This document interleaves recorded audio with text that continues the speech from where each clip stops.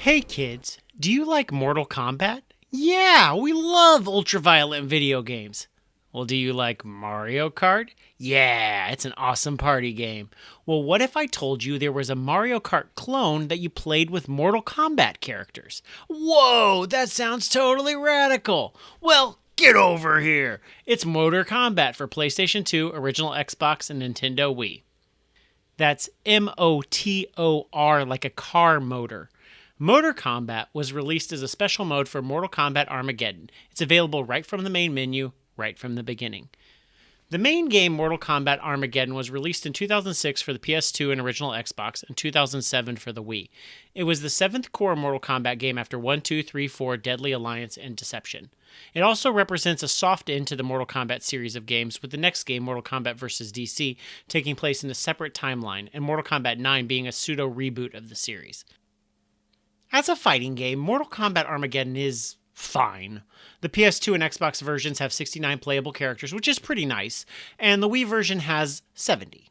It has a creative fighter mode, blah, blah, blah, blah, blah, but that's not really why we're here today, because we're here to talk about Motor Kombat. This is a pretty good time to ask, why does a mainline Mortal Kombat game need a kart racer attached to it? And the answer is, I don't know. My feeling at the time was that it was a way to give the game something more to put in the marketing materials beyond its Mortal Kombat. And I personally remember the early to mid 2000s being hyper-focused on game length as an indicator of value, and fighting games were short. A person could beat a whole ladder of computer opponents in Street Fighter or Mortal Kombat or Tekken in, about 30 minutes and then see the credits. And so there's the perception there's just not much depth in fighting one-on-one unless you're trying to be a pro player or you have a lot of friends to play games with. And frankly, I wasn't and I don't. So Mortal Kombat Armageddon's answer was to add a ton of characters, which, worked for Smash Bros., and a super involved single-player story campaign, which would get even better in later Mortal Kombat games, and stupid gimmick modes to tack onto the game. And I say stupid with love. I know I'm sounding cynical, but the only reason I was interested in these PS2-era Mortal Kombat games is because of their gimmick modes. The previous game had a puzzle mode and a chess mode. Mortal Kombat chess. Yeah, that's what all the kids want. Especially me.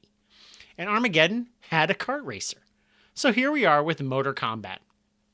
It's pretty bare bones. There's only 5 tracks, and you race each track individually. There's no, circuit or persistent progress. There are item pickups like in Mario Kart, but it's only like a boost or the character's signature power-up, which actually is pretty cool. But there isn't much variety beyond that. But in classic Mortal Kombat fashion, it is very violent. There are obstacles on the course that squash you in a bloody mess, and if you crash into a wall, you'll splat into several pieces and the word fatality appears on screen.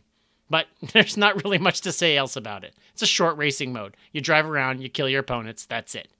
There is a missed opportunity to have a death race mode like in F-Zero X, because that was a racing mode where your goal is to kill all the other racers by ramming them off the track. It really could have fit in with the whole Mortal Kombat theming.